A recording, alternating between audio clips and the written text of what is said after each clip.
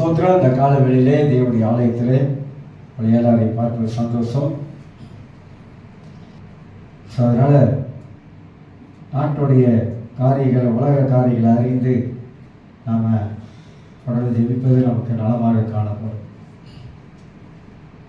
சூழ்நிலைகள்லாம் தலைகளாக மாறிட்டு வரும். நாட்டுடைய சூழ்நிலை, உலகத்தோட சூழ்நிலை, இப்படிலாம் விலைவாசிகள், பொருளாதாரம் நெருக்கடி, நிறைய காரியங்கள் ஏற்பட்டு கொண்டிருக்குது. சரி, எதுவும் எப்படியா இருந்தாலும் கர்த்தர் நம்மோடு இருக்கிறார். கர்த்தர் நம்ம கூட இருக்கிறார். நம்ம இது வரைக்கும் நடத்திட்டு வந்தவர், இனியும் நமக்கு தொடர்ந்து நம்மை நடத்துவார். சரி, நம்ம ஒரு கோரிக்கையான ஒரு செய்தியை நான் பேசிக்கிட்டு வரேன்.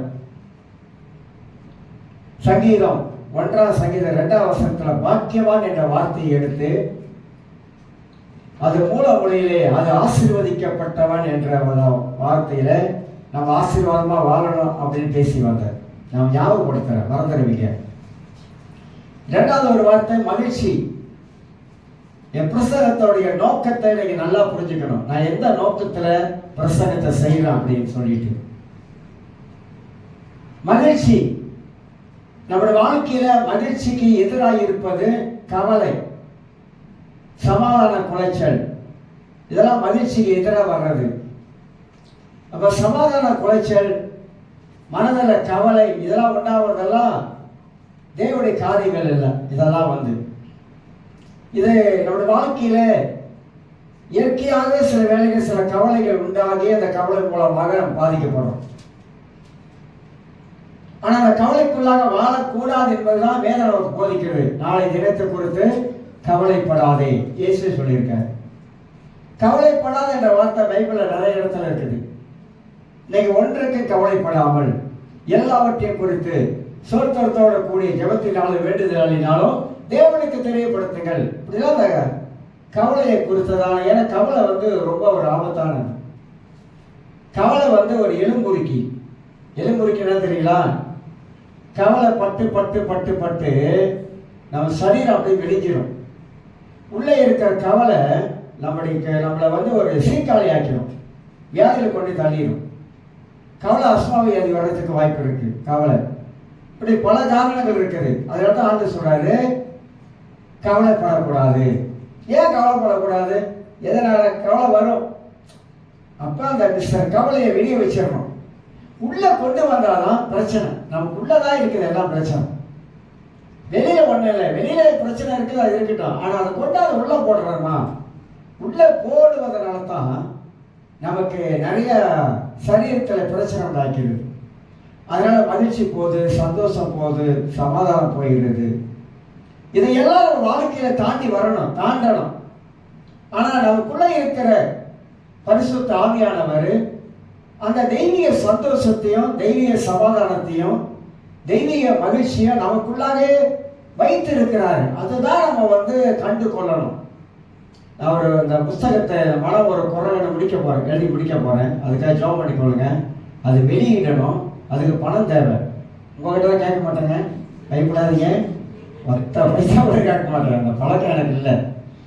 வெளியிடணும், அந்த புக்கு வெளியிடணும். அதில் வசனத்தோடு வைத்து என் சொந்த அறிவில், ஞானத்தில் நிறைய காரியம் மைண்டை பற்றி எழுதியிருக்கிறோம். மனதை பற்றி, சிந்திக்கிறத பற்றி, சிந்திக்கிற விதங்களை பற்றி, யோசிக்கிற விதங்களை பற்றி எல்லாம் வசனம் தான். எல்லாம் வசனத்து தான் இருக்குது. அதெல்லாம் தேடி தேடி தேடி எடுத்து அதை எழுதி முடிக்க போகிறேன். இப்போ அதுக்காக ஜெபம் பண்ணிக்கொள்ளுங்க, அந்த புக்கு வெளியே வர்றது. நான் இந்த வேதத்தின் மூலமா நிறைய காரியங்களை பரிசுத்த ஆவியானவர் கற்றுக் கொடுத்துருக்கார். நிறைய காரியங்கள் நம்ம இந்த உலகத்துல எப்படிலாம் வாழணும், எப்படிலாம் வாழ்வதற்கு, சந்தோஷமா வாழ்வதற்கு, மகிழ்ச்சியா வாழ்வதற்கு நாம் செய்ய வேண்டிய காரியங்கள் என்ன, எதெல்லாம் நாம் செஞ்சாக்கா நிச்சயமாக நாம சந்தோஷமாகவும் சமாதானமாகவும் நம்மளால வாழ முடியும் என்பதை ஒரு அளவு நான் அறிய வச்சிருக்கிறேன். அதனால எவர்கள் தேவனுடைய ஆவியினாலே நடத்தப்படுகிறார்கள் அந்த அடிப்படையில் தான் பேசிக்கிட்டு வரேன். அதான் நம்முடைய பிரதானமான நோக்கம், பிரசங்கத்தின் நோக்கம். புரிஞ்சுக்கணும். எவர்கள் தேவனுடைய ஆவியினாலே நடத்தப்படுகிறார்கள். இன்னைக்கு கிறிஸ்தவர்களை பாருங்க, நிறைய பேர் வாழ்க்கையில சந்தோஷம் இல்லாமலே காலத்தை கடக்கிறாங்க. வாழ்க்கையில ஒரு மகிழ்ச்சியான வாழ்க்கையே வாழ பண்ணிட்டு இருக்காங்க, போராடிட்டு இருக்காங்க. போராட்டம். ஏன்னாக்கா அவங்களுக்கு யுத்தம் பண்ண தெரியல, மேற்கொள்ள தெரியல, ஜெயமாக வாழ தெரியல. அதனால தான் அவங்க வாழ்க்கையில அவங்க உன்னை நினைத்து கொண்டு மனதில் வைத்துக் கொண்டு ஸ்ட்ரகிள் பண்றாங்க. இல்லைன்னு எப்படி வெளியே வர்றது, எப்படி வெளியே வரலாம் புரியாம தடுமாறி கொண்டுகிட்டு இருப்பதை கிறிஸ்தவரை பார்க்கிறோம். ஆனா பைபிள் நமக்கு எல்லா விதத்திலையும் வழிகளை கத்தர் வச்சிருக்கிறார். இதை செஞ்சா இப்படி நடக்கும், இதை செஞ்சா இப்படி ஆகும், இதை செஞ்சா நீ தாண்டி வரலாம், இது செஞ்சா வாழ்க்கையில இந்த மாதிரி காரியங்களா நடக்கும் என்பதை பைபிள் மூலமாகத்தான் நம்ம நிறைய விஷயங்கள் ஆவியானவர் நமக்கு சொல்லிக் கொடுக்கிறார். இப்படி வைத்துக் கொள்க, 1ஆம் நூற்றாண்டு திருச்சபை, 1ஆம் நூற்றாண்டுல செய்த ஊழியர்கள் அவங்களாம் எப்படி வாழ்ந்திருப்பாங்க, எப்படி வாழ்ந்தாங்க? பழைய ஏற்பாடு காலத்துல கொஞ்சம் யோசிச்சு பாருங்க. ஆபிரகாம் எப்படி வாழ்ந்திருப்பாரு, எலியா எப்படி வாழ்ந்திருப்பாரு, யோசேப்பு எப்படி வாழ்ந்திருப்பாரு, ஈசாக்கு, யாக்கோப்பு, இவங்களுடைய லைஃப் எல்லாம் கொஞ்சம் நம்ம புரட்டி பார்க்கணும். எப்படி வாழ்ந்திருப்பாங்க? அவங்களும் நிறைய பிரச்சனை, பல காரியத்தில் கடந்து போனவங்க தான். ஆனா எப்படி எல்லாத்தையும் தாண்டி வந்தாங்க, எல்லாத்தையும் எப்படி மேற்கொண்டு வந்தாங்க, எப்படி எல்லாத்தையும் ஜெயித்தாங்க? விசுவாச பட்டியல்ல எபிரேயர் 11ஆம் அதிகாரத்தை வாசிக்கும் போது அவர்கள் எல்லாரும் விசுவாசத்திலே எப்படி வல்லவராக இருந்தாங்க, விசுவாசத்துல எல்லாத்தையும் எப்படி மேற்கொண்டாங்க, அவங்களை பத்தி சாட்சிகள் பைபிள்ல நிறைய சொல்லப்படுது. ஆகையினால்தான் எவர்கள் தேவனுடைய ஆவியினால் நடத்தப்படுகிறார்கள், இது நடத்தப்படுறது ரொம்ப ரொம்ப முக்கியமானது. நாம் எல்லாருமாக தேவ ஆவியை பெற்றவர்கள் தான், யாரும் பெறாதவங்க யாரும் கிடையாது. எல்லாரும் தேவ ஆவியை பெற்றவர்கள். எல்லாருக்குள்ளாகவும் தேவனுடைய ஆவியான உள்ள இருக்கிறார். என்னைக்கு ரட்சிக்கப்பட்டவோ அன்னிலிருந்து பரிசுத்த ஆவி நமக்குள்ள இருக்கிறார். இந்த ஆவியானவர் நம்மளை எப்படி நடத்துகிறார் என்பதுதான் நீங்க தெரியல, தெரியாம இருக்கும். உங்களுக்குள்ள எனக்குள்ள இருக்கிற பரிசுத்த ஆவியானவர் அன்றாட வாழ்க்கையில எப்படி நம்மளை நடத்தி கொண்டு போறாரு, நாம் எப்படி நடத்தப்படுகிறோம், எதனால நடத்தப்படுகிறோம், மாசத்தில் நடத்தப்படுகிறோமா அது தேவ ஆவியானவராலே என் வாழ்க்கை நடத்தப்பட்டு கொண்டு வருகிறதா என்பதெல்லாம் கொஞ்சம் நல்லா கவனிக்கணும். சும்மா மாசத்துக்கு அதிகமான இடம் கொடுத்தா ஆவியானவருக்கு வேலையெல்லாம் போயிடும். வேலையெல்லாம் போகணாக்கா அவர் கிரியை செய்வதற்கு இடம் எல்லாம் போயிடும். அப்ப ஆவியானவராலே நம்ம நடத்தப்படும் பொழுதுதான் நமக்கு ஆவிக்குரிய முதிர்ச்சி நம் வாழ்க்கையில வளர்ந்து கொண்டே இருக்கிற முதல் காரியம் பேசணும். ரெண்டாவது, இந்த ஆவிக்குரிய முதிர்ச்சி வரும் பொழுதுதான் நமக்கு ஆவிக்குரிய பயிற்சி தேவை. எல்லாருமே ஏற்றி சுரக்கா கறிக்கு உதவாது சொல்லுவாங்க, வாயில பேசுறது இல்லைங்க, செயல்முறை, செயல்முறை ஆக்ஷன்ல, நடைமுறையில, நடைமுறை வாழ்க்கையில நமக்கு பயிற்சி இருக்குது. அந்த பயிற்சியை நாம கற்றுக்கொள்ளணும். பவுல் அழகா அந்த பயிற்சியெல்லாம் சொல்லிக் கொடுக்கிறாரு. எபேசியர் 6ஆம் அதிகாரத்துல சொல்லிக் கொடுக்கிறார். எப்படி இந்த பயிற்சியை நாம் எடுத்து எப்படி நம்ம பலவான் இருக்கிறான், அதை விட மகா பலவான ஆண்டவர். ஆனா வெறும் பலவான் பிசாசு, அவனை பத்தி தெளிவா வேதம் சொல்லுகிறது. ஆனா அந்த பலவானை எப்படி முந்தி கட்டினால ஒழிய பலவானை கட்டணும். எல்லாம் நினைக்கிறான் பிசாசை கட்டணும், பலவான் பிசாசு, அவனை கட்டணும் நினைக்கிறான். அவனை கட்ட முடியாது. அவனுடைய கிரியைகளை எப்படி கட்டணும், அவன் செயல்பட முடியாமல் அவன் கையும் காலையும் எப்படி கட்டுறது, செயல்பட முடியாம நம்ம வாழ்க்கையில் அவன் செயல்பட முடியாம எப்படி அவனை கட்டுறது, எப்படி அவனுடைய கிரியைகளை நம் வாழ்க்கையில வராது படிக்க தடுக்கிறது, அதுதான் பைபிள் சொல்கிறது. அப்ப இதெல்லாம் நமக்கு தெரியணும். அது பயிற்சி நமக்கு தேவை. எப்படி அவனை மேற்கொண்டு நம்ம வாழ முடியும். ஏன்னா அவனால் தான் நமக்கு நிறைய தொல்லை.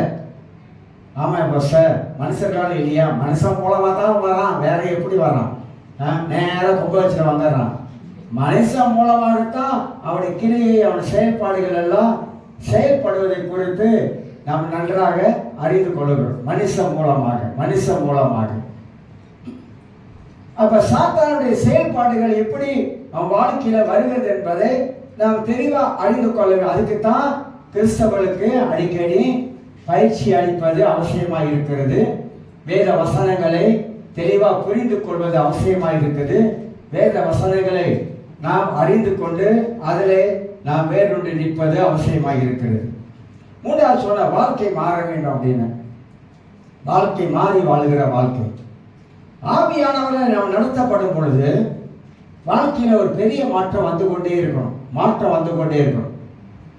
ஏன் மாற்றம் வந்து கொண்டே இருக்கணும் அப்படின்னாக்கா, வேதமே சொல்லுகிறது, தேவனுடைய சாயலுக்கு ஒப்பாக நாம் மாறும்பொழுது தான் நம்முடைய உள்ளான அந்த மகிழ்ச்சி எப்போது இருந்து கொண்டே இருக்கும். அதை அழிக்க முடியாது. அந்த மகிழ்ச்சியை அழிக்க முடியாது.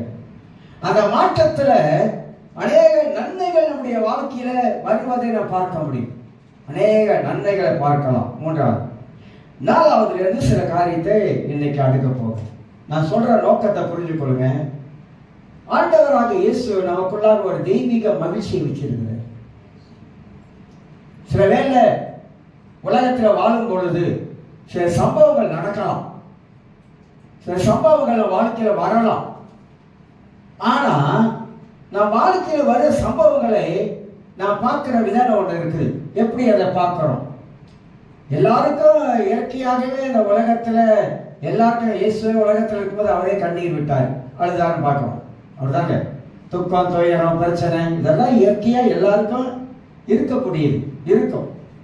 அதற்கு நடுவில் எப்படி தேவ சமாதானமா தேவனுடைய மகிழ்ச்சி நம்ம வாழ்க்கையில ஆட்கொள்ளும், அதுதான் அந்த ரகசியத்தை நாம் கண்டுபிடிக்கணும். எப்படி ஆட்கொள்ளும்?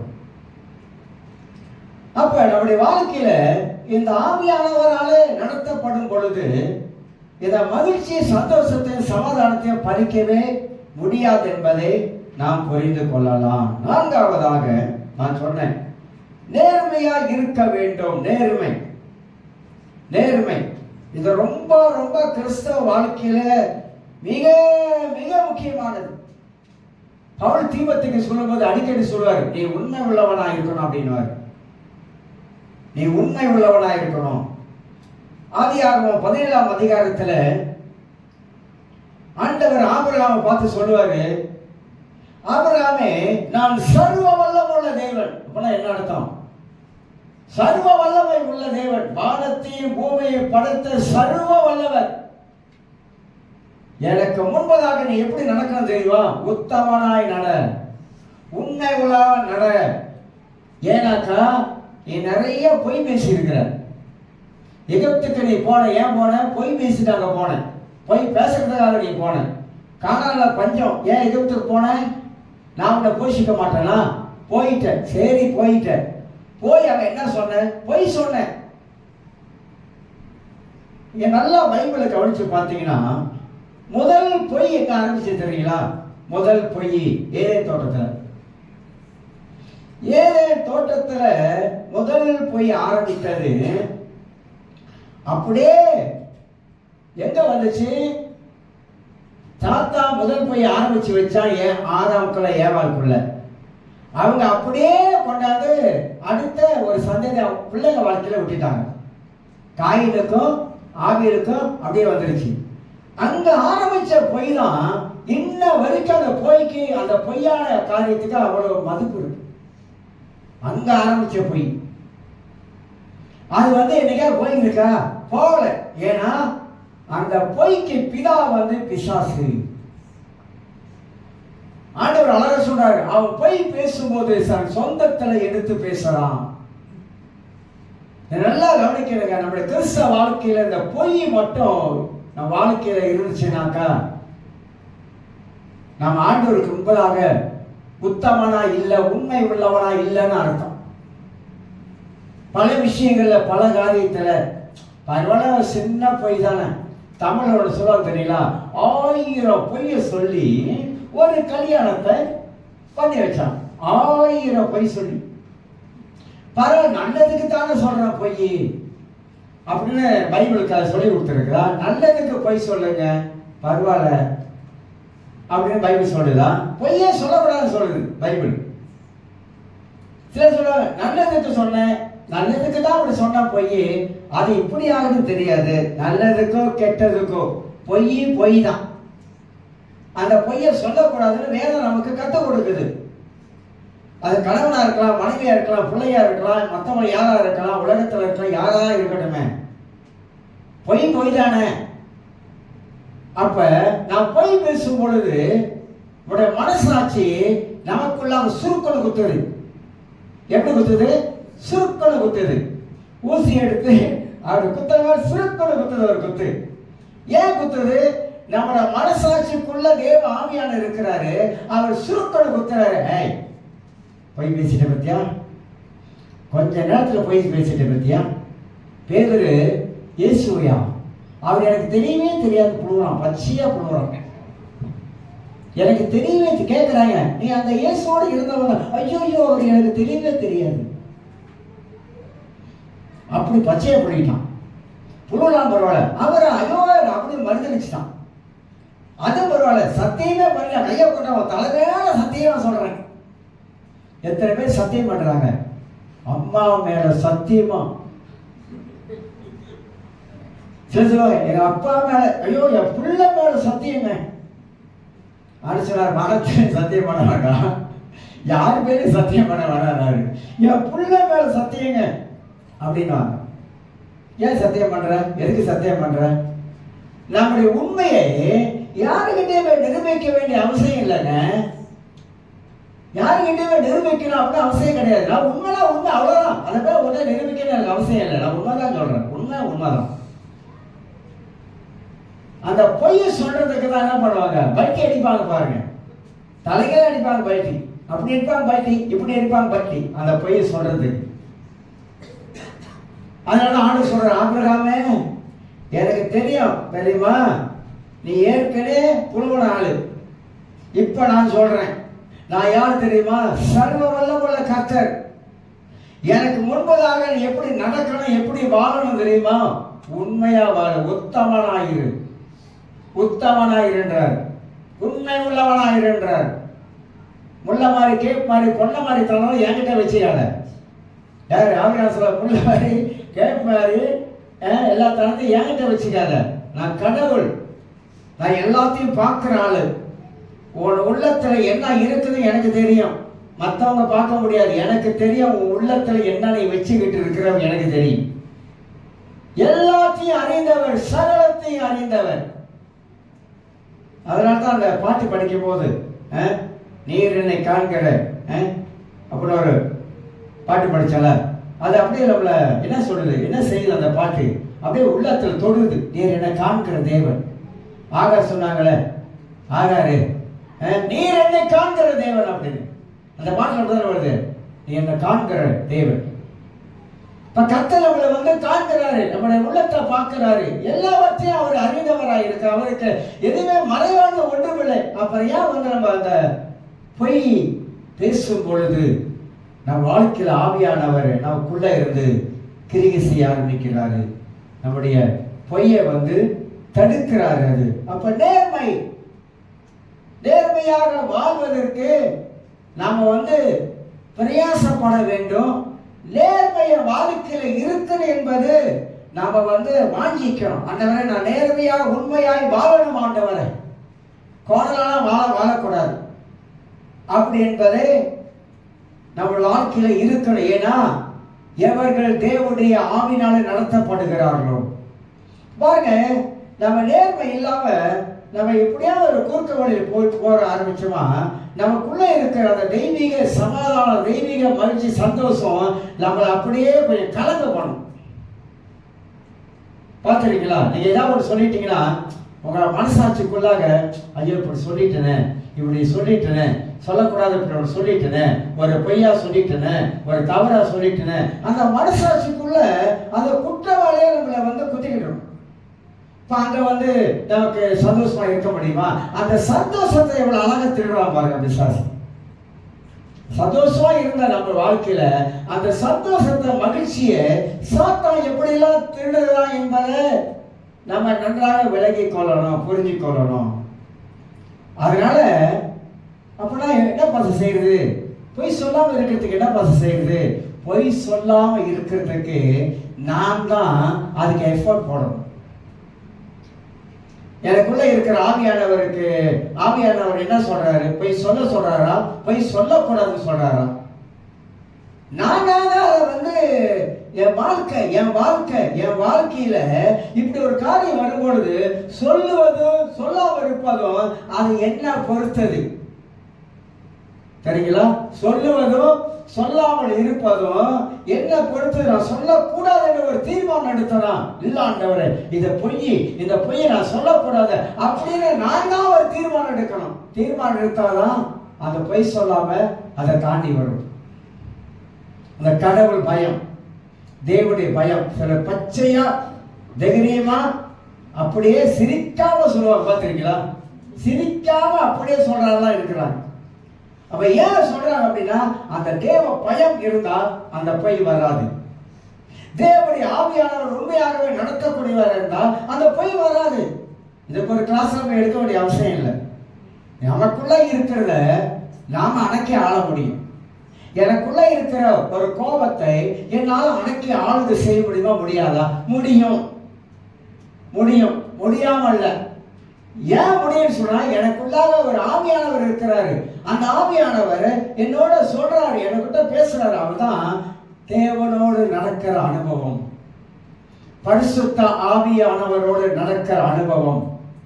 அந்த அனுபவத்துக்குள்ளாக வரும் பொழுது இதெல்லாம் நம்ம வாழ்க்கையில அடக்கி ஆளுகை செய்வதற்கு தான் ஆண்டவர் நமக்குள்ளாக ஒரு தேவ ராஜ்யத்தை வச்சிருக்காரு. நமக்குள்ளாக ஒரு தேவ ராஜ்யம் இயங்கி கொண்டு இருக்கிறது. அந்த ராஜ்யத்தின் மக்கள் நம்ம எல்லாரும். நாம் இந்த ராஜ்யத்தின் மக்கள் அல்ல, நாம வேறு உலகத்துடைய ராஜ்யத்தின் மக்கள். இந்த உலகம் கொஞ்ச நாள் தான் விட்டு நாம் போயிடும். ஆனா நம்ம நிரந்தரமா இருக்க போறது வேற ராஜ்யத்துல. அப்ப அந்த ராஜ்யம் நமக்குள்ளாக வந்துருச்சு. அந்த ராஜ்யம் நாம் போறதுக்கு முன்பதாகவே அந்த ராஜ்யம் நமக்குள்ள இருந்து ஆளுகை செய்து. ஆனா நமக்கு என்ன தெரியல, அந்த ராஜ்யத்துக்குள்ள எப்படி வாழணும் தெரியல. அந்த தேவ ராஜ்யத்துக்குள்ள எப்படி வாழணும், அங்க போனா தான் வாழ போறோம், அங்க போனா தான் வாழ போறோம், அங்க போனா தான் வாழ போறோம். அப்படி ஒரு கற்பனை கோட்டையில உட்கார்ந்து இருக்கோம். அது எப்ப வாழ போறோம்? செத்த பிற்பாடு வாழ போறோம். ஆனா பூமியில் இருக்கும் போது அந்த ராஜ்யத்தை கர்த்தர் நமக்குள்ளாக கொண்டு வந்துட்டாரு. அந்த ராஜ்யம் நமக்குள்ளாக ஆளுகை செய்யணும். அது ஆளுகை செய்யும் பொழுதுதான் நான் யார் என்பதை நான் உணர்ந்து கொள்கிறேன். ஒரு மனிதன் அவன் யார் என்பதை அவன் உணரணும். நான் யார்? நான் யாரால பிறப்பிக்கப்பட்டிருக்கிறேன்?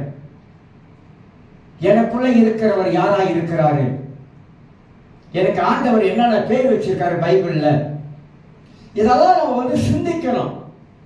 அப்ப அந்த ராஜ்யத்துக்கு உள்ளாக நாம் வரும்பொழுதுதான் இந்த நேர்மை, இந்த உண்மைத்துவம் இதெல்லாம் நம்ம வாழ்க்கையில வருவதற்கு உதவியாய் காணப்படும். எந்த சூழ்நிலையிலும் நம்ம வாழ்க்கையில நேர்மையா இருக்கிறத விட்டுறவே கூடாது. அதை கடைப்பிடிக்கணும், அதை வாழ ஆரம்பிக்கணும்.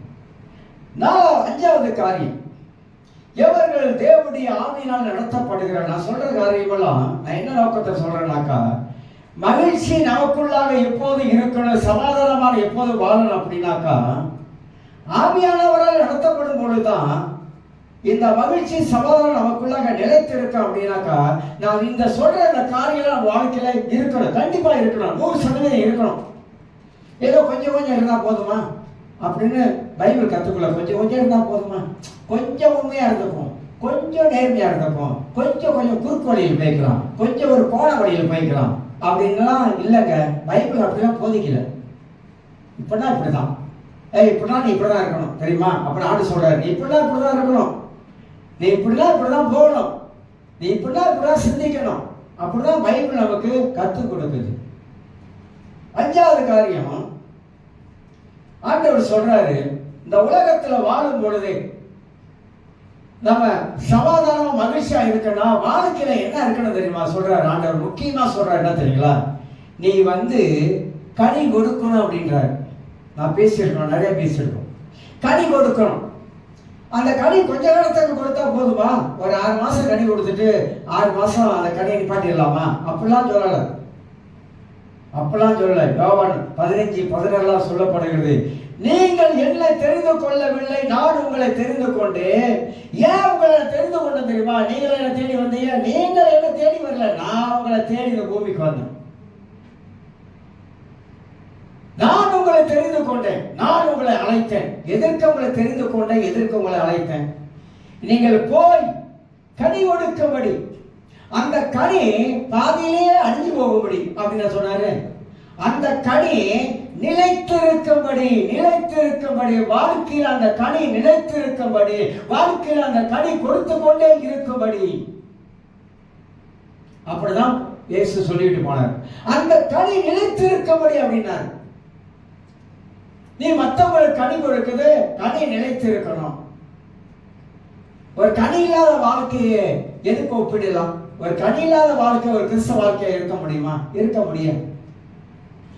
6 மாசத்துக்கு நல்லா கனி கொடுக்கிற மாதிரி இருந்துட்டு 7ஆம் மாசம் வந்தவன சும்மா எரிச்சலா கொட்டிக்கிட்டு இருந்தா அந்த கனிக்கு இருக்கிற மதிப்பு என்ன?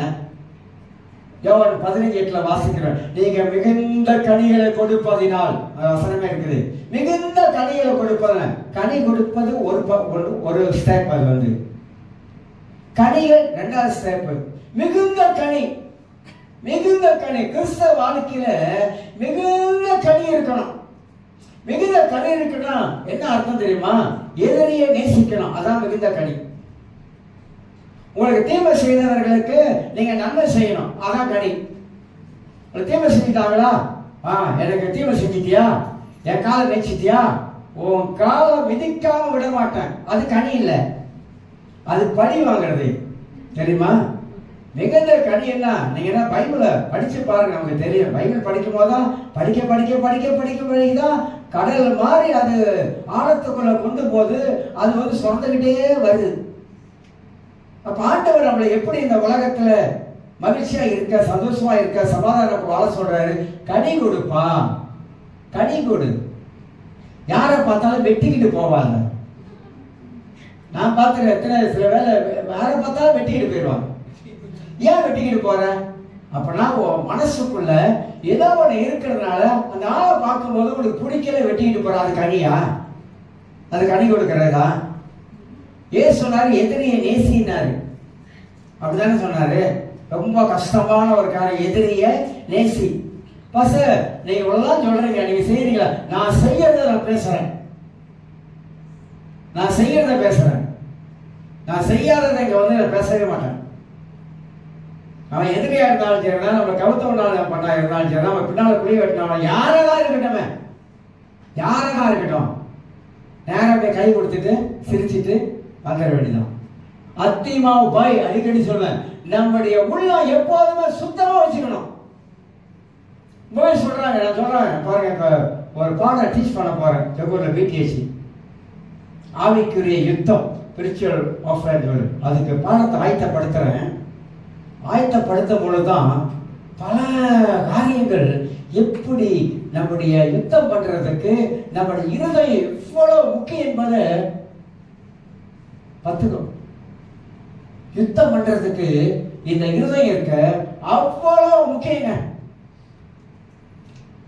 அவ்வளவு முக்கியம். மணிக்கணக்கா உட்காந்து ஆயத்தப்படுத்துறேன், சும்மா இல்ல. ஸ்பிரிச்சுவல் வார்ஃபேர், ஆவிக்குரிய யுத்தம், மணிக்கணக்கா உட்காந்து ஆயத்தப்படுத்துறேன். நோட்ஸ் இருக்குது, அது ஒரு பேசிக் தான். ஆனா சொல்லி கொடுக்கிற நம்ம வந்து இந்த இருதயம் துக்குள்ளாக என்னன்னா இருந்தா சாத்தானுக்கு சம்மந்தம் இருக்கு. நீங்க யுத்தம் பண்ணாலும் ஏன் ஜெயிக்க முடியல? யுத்தம் பண்ற உடனே நடக்க மாட்டுது, அப்படி ஜெபம் பண்ற உடனே நடக்க மாட்டுது, இப்படி ஜெபம் பண்ற உடனே நடக்க மாட்டுது, மலையை அப்பா போடுற போக மாட்டுது. ஏன் போக மாட்டுது? உன் இதயத்தை சரிப்படுத்து. உன் இதயத்தை சரிப்படுத்தினா உன் ஜெபம் வந்து அந்த அளவுக்கு நீ யுத்தம் பண்றத கேட்கும், ஆண்டவர் கேட்பாரு. அதனாலதான் சாத்தான் என்ன பண்றான், எப்படி உள்ள நுழையலாம் அப்படின்னாக்கா, நம்ம இதயத்துல இருக்கிற அலங்கோலத்தை பார்த்துட்டு உள்ள நுழையலாம். இருதயம் சரியா இல்ல, தேவனுக்கு நேராக நம்ம இருதயம் சரியா இல்ல. மற்றவங்களை மனதார மன்னிக்கிற நம்ம அந்த மன்னிக்காத கசப்பு உள்ள இருக்குது. எப்படி சாத்தான் போவான்? எப்படி போவான்? நான் சொல்றது உண்மை, சத்தியத்தை சொல்றேன். நம்ம மனதுக்குள்ள ஏதோ ஒரு கசப்பை வச்சுக்கிட்டு இருந்தீங்கன்னாக்கா அது சாத்தானுக்கு சம்மந்தம் உள்ளது. அந்த கசவை தூக்கி போட்டுட்டு மன்னிக்கிற மனப்பான்மை வாழ்ந்து பாருங்க, விட்டு கொடுக்கிற மனப்பான்மை வாழ்ந்து பாருங்க, எதிரியை நேசிக்கிற மனப்பான்மை வாழ்ந்து பாருங்க. இதயத்தை முதல்ல கிளீன் பண்ணுங்க, சுத்தம் பண்ணுங்க, சுத்தம் பண்ணுங்க, சுத்தம் பண்ணுங்க. கிளீனா வச்சுக்கொள்ளுங்க இதயத்தை. நம்முடைய மனசாட்சியால் பாசம் இருதயம் சுத்தமா இருக்குது. இயேசு மத்திய மலைப்பிரசங்கத்தில் வர சொல்றாரு, 5ஆம் அதிகாரத்தில் வாசிக்கும் போது, இதயத்தில் சுத்தம் உள்ளவன் பாக்கியவான், அவன் தேவனை தரிசிப்பான். இதயத்தில் சுத்தம் உள்ளவன், சுத்தம் இல்லாதவனை சொல்ல, சுத்தம் உள்ளவன். அதான் ஆண்டவர் சொன்னாரு, புறாவை போல கவனமற்றவர்களாக, பாம்பு போல விழாவுள்ளவர்களாக, புறா போல கபடம் இல்லாமல் இருதயம் இருக்கணும். ரொம்ப கஷ்டம் அதெல்லாம் கிறிஸ்தவ வாழ்க்கை நினைக்கிறீங்க? இல்லைங்க, அது நான் எடுக்கிற தீர்மானத்தில் இருக்கு எல்லாமே. என்னால் ஒரு ஆளை மன்னிக்க முடியும் தீர்மானம் எடுத்தனாக்கா நிச்சயமா மன்னிக்க முடியும், மறக்க முடியும். யாரா பார்த்தா ஞாபகம் வருதா? சொல்லுங்க. பொல்லாத பிசாசு அன்னைக்கே நான் மன்னிச்சு நான் மறந்துட்டேன், நீ ஞாபகத்தில் கொண்டு வரியா? ஒரு சாத்தானை பத்தி தெரியாதுங்க, பிசாசை பத்தி நாம ரொம்ப அறிஞ்சிக்கல. ஏன் அறிஞ்சிக்கலன்னா அறிஞ்சிக்க விருப்பம் இல்லாம போயிடுச்சு. அன்னைக்கு அவனை பத்தி படிச்சு பாருங்க, பேயை பத்தி கொஞ்சம் படிச்சு பாருங்க. உங்களுக்கு வேணுமா டீமாலஜி புக்கு வேணுமா? படிச்சு பாருங்க.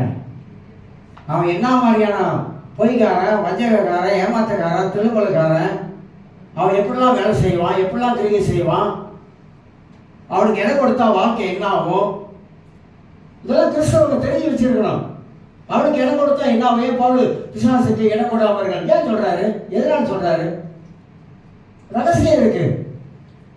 இப்ப இதெல்லாம் அவன் தெரிந்து கொண்டாதான் அவனை சரியா அடிக்க முடியும். அப்ப நம்ம எப்படி இருக்கணும்? இருதயம் சுத்தமாக இருக்கணும். இதயத்தை பத்தி இறைமை புஸ்தகத்துல வாசிக்கிறோம், சுவிசேஷங்களை வாசிக்கிறோம், இயேசு சொன்ன போதனைகளை பார்த்து நம்ம அறிந்து கொள்றோம். அப்ப எந்த அளவுக்கு நம்முடைய இருதயம் சுத்தமா இருக்கும் பொழுதோ அந்த அளவுக்கு தான் நம்ம கனியை கொடுக்க முடியும். கனி கொடுப்பது கிறிஸ்தவ வாழ்க்கையில இருக்கிற மேன்மையான ஒரு காரியம். பைபிள் சொல்லுவது, நன்மை செய்வதில் சோர்ந்து போகாதீங்க. செஞ்சு செஞ்சு சலிச்சு போச்சு, போதும் போ அப்படின்னு என்ன செய்யாதுங்க, சலிச்சு போகாது. இன்னைக்கு நம்ம ஒரு இறப்பு வள்ளியோட அவங்க சொந்தக்காரங்க தான், எனக்கு சொந்தம் தான்.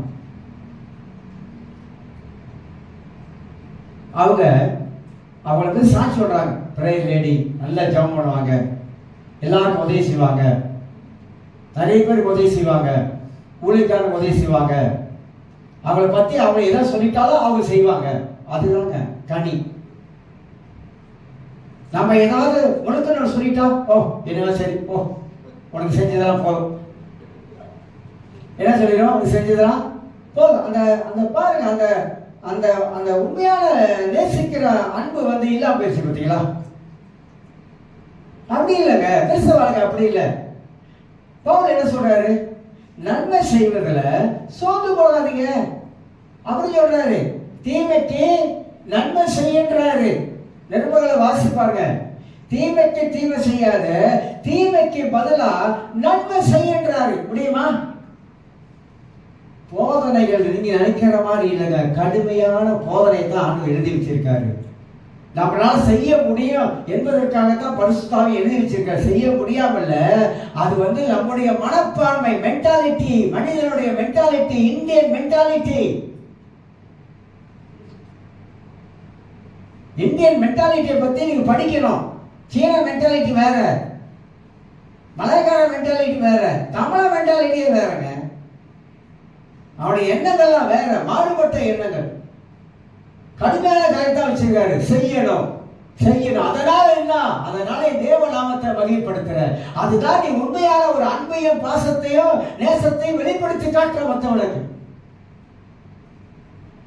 அப்ப கனி, இந்த கனி கொடுத்து கொண்டே இருக்கணும். ஒரு மாங்காய் மரம் வீட்டில் நட்டீங்கன்னாக்கா, ரமுத்தா மரம் நட்டீங்கன்னா ஒரு திருப்பி கனி காய்ச்சி அதோட முடிஞ்சிருதா? அறுத்து அறுத்து சாப்பிட்றீங்க, நல்லா இருக்குது அப்படின்னு அது கொடுத்துக்கிட்டு தான் இருக்குது. மாங்காய் அப்படிதான் கனி காய்ச்சிக்கிட்டே இருக்குது. போட்டது ஒரே ஒரு விதை, முளைச்சது ஒரு மரம், காய்க்கிறது நூற்றுக்கணக்கான மாங்காய் காய்க்கிறது. ஒரே விதை, ஒரே மரம், நூற்றுக்கணக்கான மாங்காய் காய்க்குது, கொடுத்துக்கிட்டே இருக்குது. எவ்வளவு கொடுக்க முடியுமோ அந்த மரம் சாகிற வரைக்கும் அதுல கனி இருந்துகிட்டே தான் இருக்குது. நம்ம கனி அறுத்துக்கிட்டே தான் இருக்கும். அதே அந்த கனியை ரோட்ல இருந்துச்சுனாக்கா, அந்த மாங்காய் நிறைய மாங்காய் அப்படியே சடல் இருக்கும் போது அந்த மாங்காவை பறிக்கிறதுக்கு கல் எடுத்து அடிக்கிறோம், அது கீழே விடணும் அப்படின்னு. சில வேளைகள்ல நம்ம கனி கொடுக்க அதிகமான கல்லடி சொல்லடி எல்லாம் அடியும் விடும். அப்ப நம்ம சோது பெறக்கூடாது. இந்த வாழ்க்கைனா என்னன்னு பைபிள் படிச்சா, பைபிளை படிக்க தாங்க தெரியுது வாழ்க்கைனா என்னன்னு. மனித வாழ்க்கைனா என்ன இயேசுவை ஏற்றுக்கொண்டு இந்த பைபிளை படிக்க தான் தெரியுது. அப்ப நம்ம வாழ்க்கையில சில காரியம் அப்படிலாம் வருதான். ஒரு ரகசியத்தை நான் சொல்லி கொடுக்குறேன், நல்லா புரிஞ்சுக்கங்க. நான் இதை கத்துக்கிட்டதெல்லாம் சொல்றேன். எந்த ஒரு வார்த்தையும் உங்களுடைய இருதயத்தை தொலைக்கிற மாதிரி வருகிற வார்த்தையை டக்குன்னு எடுத்து வெளியே தள்ளிடும். புரியுது என்ன சொல்றேன்? உங்க இதயத்துல ஒரு காயப்படுற மாதிரி ஒரு வார்த்தை வருதுன்னா அதை அங்கேயே வெட்டி தூக்கி எறிஞ்சிடணும். இல்லைனாக்கா அது உங்களை வேலை பண்ணி விட்டுரும். உங்க மைண்டை வேற மாதிரி வேலை பண்ணி விட்டுரும். நீங்க அதை நினைச்சு அழுவீங்க, அதை யோசித்து அழுவ ஆரம்பிப்பீங்க. அதையே உட்கார்ந்து யோசனை, இப்படியாச்சு, இப்படி சொல்லிட்டாங்க, அப்படி சொல்லிட்டாங்க, இப்படி சொல்லிட்டாங்க, அப்படி சொல்றாங்க அப்படின்னு சொல்லி நீங்க நினைக்க அப்படி அவங்க ஆயிடுச்சுனாக்கா பினிஷ்லாம். அதை எப்படி வெட்டி வெளியே தூக்கி எறிஞ்சிடணும். அதுக்கு அடுத்து நம்ம எப்படி இருக்கணும் தெரியும். இயேசுவை பார்த்து கேட்டானுங்க. என்ன கேட்டானுங்க? உங்களை கூட கேட்கல, என்ன கூட கேட்கல இந்த உலகத்துல வாழும் பொழுது. ஆனா அவனை பார்த்து கேட்டாங்க, நீ பிசாசுக்கு தலைவன். இயேசுவை கேட்டாங்க. அதனால பிசாசின் ஆவியினால பிசாசுக்கு தர. அப்ப இயேசு என்ன சொன்னா, பிசாசுக்கு தலைவன்ட்டான். இப்ப நம்ம பார்த்து ஒரு ஆள், பிசாசு பிடிச்சவன பேசுற பாரு, பிசாசு பிடிச்ச மாதிரி பேசுற அப்படின்னா என்ன? அவன் பார்த்து நம்மளை பார்த்து சிரிச்சிட்டு போவானா? சொல்லுங்க, கொஞ்சம் யோசிச்சு பாருங்க. தேவகுமாரன் இயேசுவையே நீ பிசாசுக்கு தலைவன். என்னென்ன கேள்வி கேட்டாங்க இயேசுவை? எல்லாம் உள்ள வச்சுக்கிட்டாங்க. கேட்கக்கூடாத கேள்வி கேட்கிறாங்க இயேசுவை. நீ யாரு? நீ யாருக்கு பிறந்த? தெரியாது. அதெல்லாம் பைபிள்ல படிச்சு பார்த்தா தெரியும். ஆபிரகாம் எங்களோட தகப்பன் தெரியுமா? நீ யாரு? உடைய அப்பா யாரு? இப்படி எல்லாம் கேட்டாங்க கேள்வி. ஆனா இயேசு அந்த வார்த்தையெல்லாம் உள்ள கொண்டு வரலங்க. அவருக்கு தெரியும் அவர் யாருன்னு அவருக்கு தெரியும். அதனால சொல்றேன், நீங்க யாருன்னு உங்களுக்கு தெரியணும். நீங்க யாருன்னு உங்களுக்கு தெரிஞ்சுனாக்கா நிச்சயமாக நீங்க இந்த வார்த்தையெல்லாம் உள்ள வச்சுக்கிட்டு வேதனைப்பட்டு இருக்க மாட்டீங்க. வேதனைப்பட்டுக்கிட்டே இருக்க மாட்டீங்க. யார் என்ன சொன்னாலும் இந்த காதலை வாங்கிட்டு அந்த காதலை விட்டுட்டு உங்க இதயத்தை எப்போதுமே சுத்தமாக வச்சுட்டு போயிருவீங்க. உள்ள வச்சாதான் பிரச்சனை. உள்ள வைக்காதீங்க. என்ன காரியமா உள்ள வைக்காதீங்க.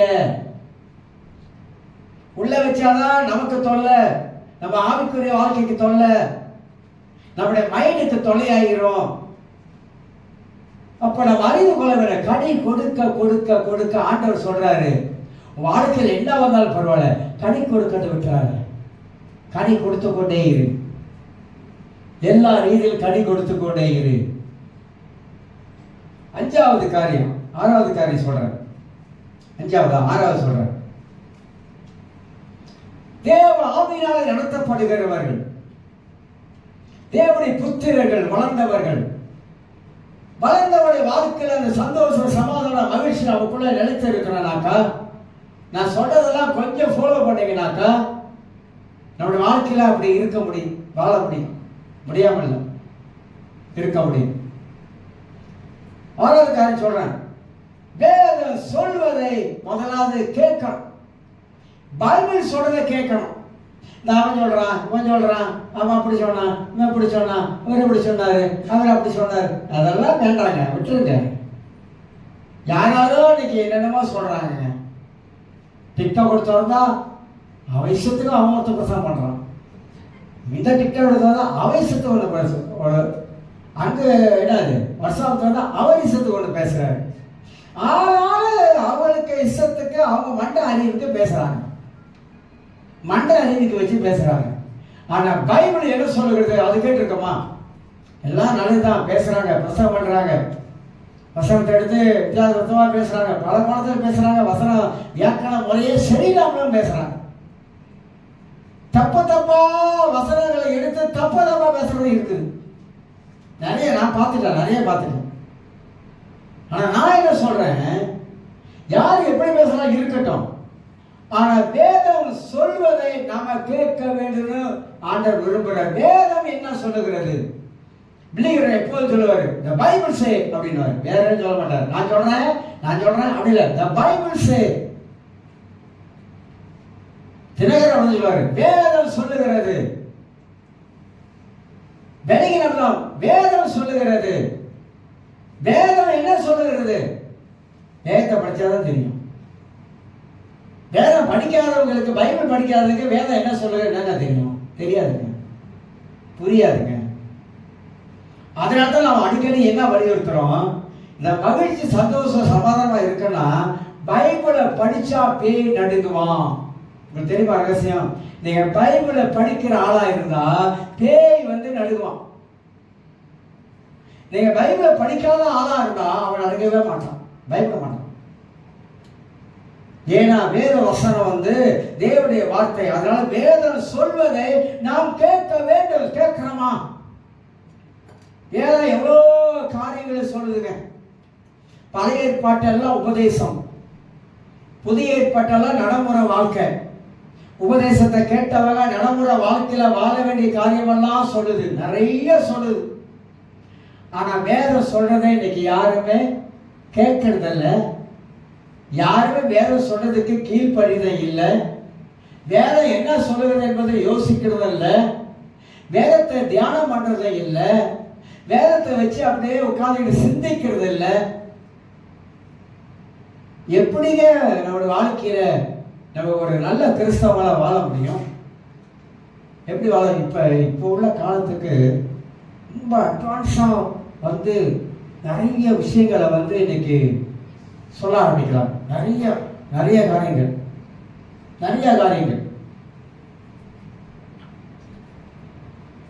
இந்த காயினை பத்தி நிறைய கோணத்துல பேசுவாங்க. ஆசிரியர் என்ற ஒரு புக் இருக்கு. நீங்க 2 சாமுவேல் 1:18 வாசி பார்த்தீங்கன்னாக்கா ஆசிரியர் என்ற ஒரு புக் இருக்கு. அந்த புக்கு என்ன தெரியுங்களா? தள்ளுபடி ஆகிற புக்கு.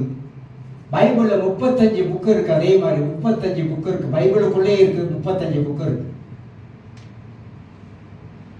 இந்த 35 புக்கவும் வேதத்தில் சேர்க்கப்படாத புக்கு, தள்ளுபடி செய்யப்பட்ட புஸ்தகத்தை இன்னைக்கு அதுல எடுத்து காயினோட சம்பவங்களை பத்தி அதுல எழுதி இருக்குது. நான் வச்சிருக்கிறேன்.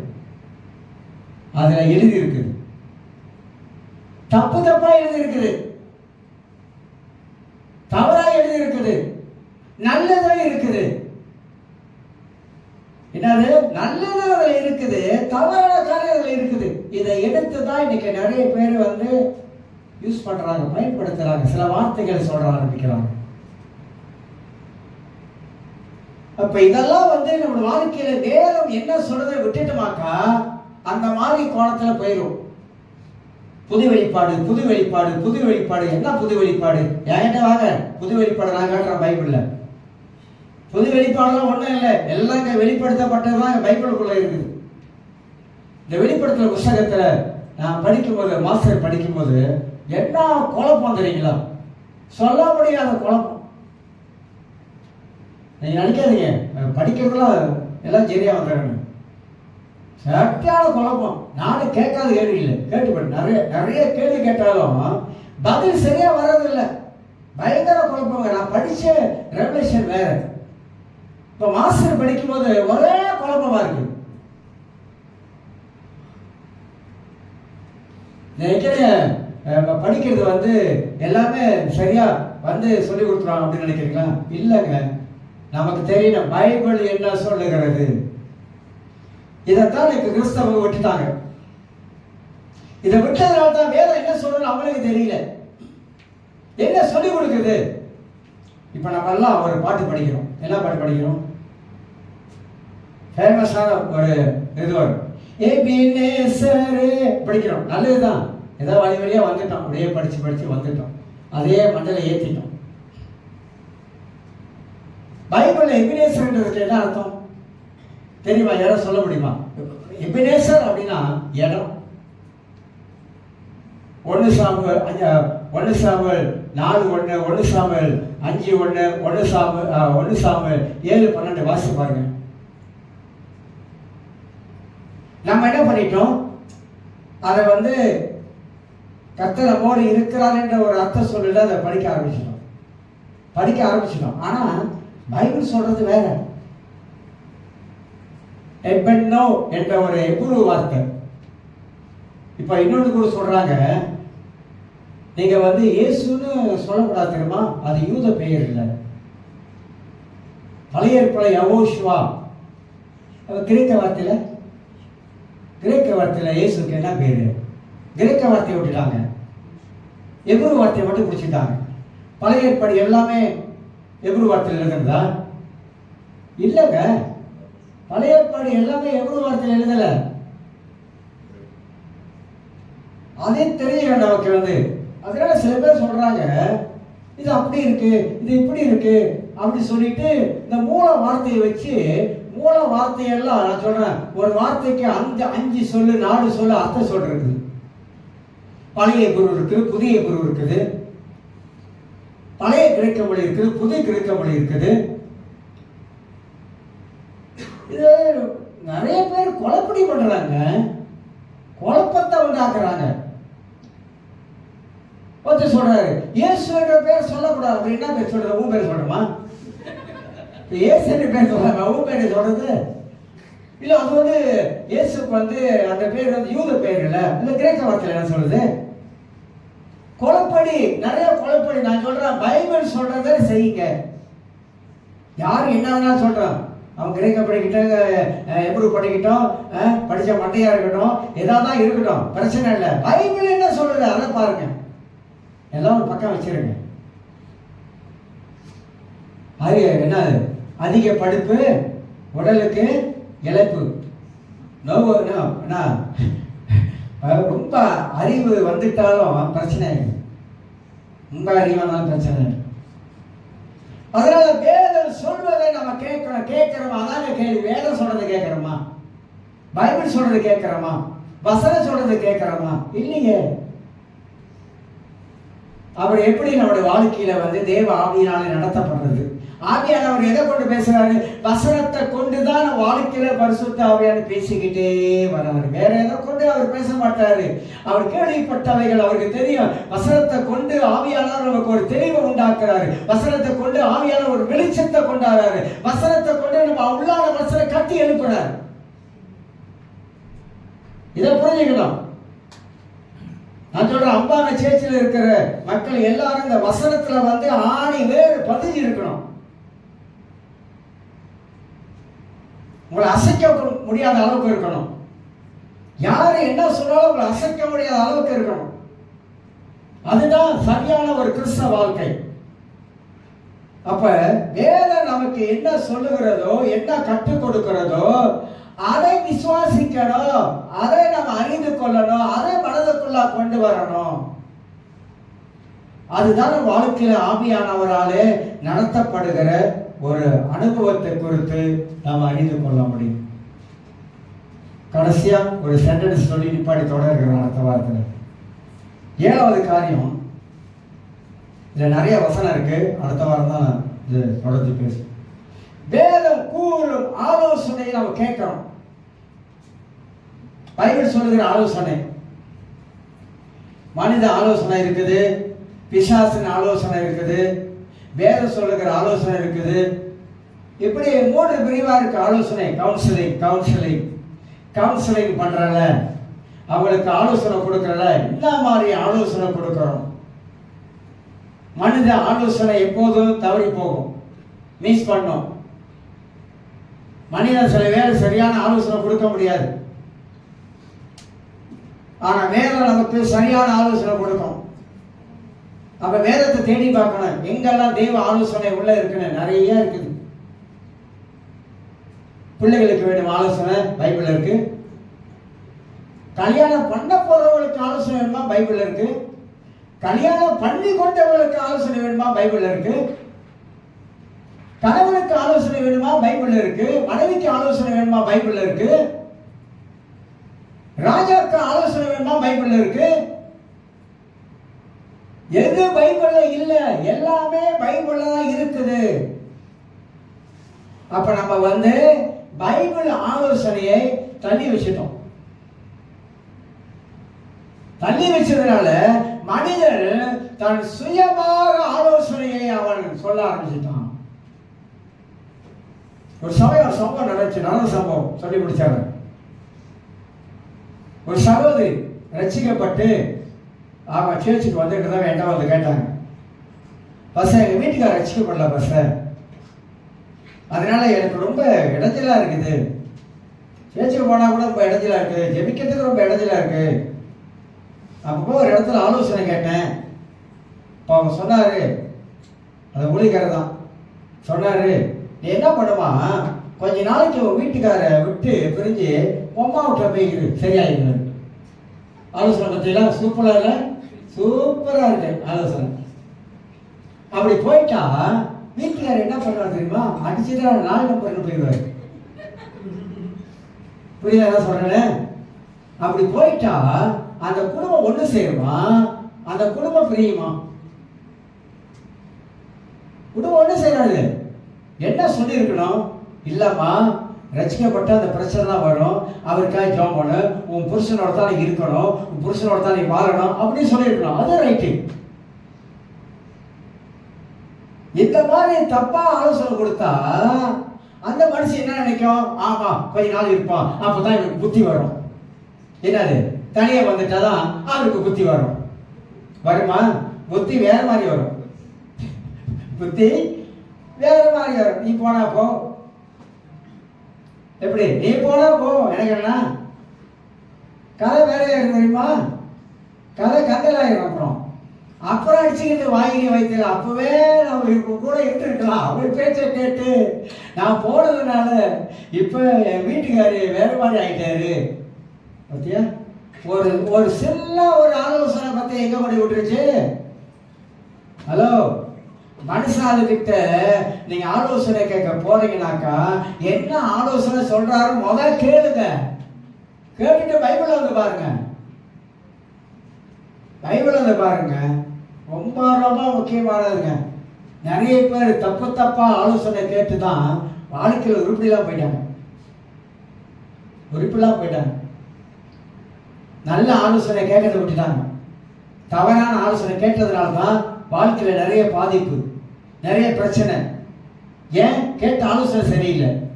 அதனால தயவு செய்து தேவ ஆவினாலே நடத்தப்படுகிற வாழ்க்கையில ஆண்டவர் நமக்கு அற்புதமான ஆலோசனை, அறிவுரை, ஞானம், புத்திமதி எல்லாம் பைபிள்ல கொட்டி வச்சிருக்காருங்க.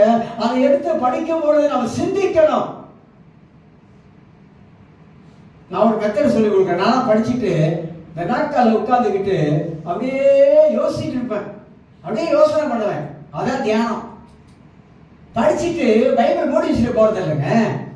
படிக்கிறது ஒண்ணு, உட்கார்ந்து யோசிக்கிறது ஒண்ணு, அதையே தியானம் பண்றது இன்னொன்னு.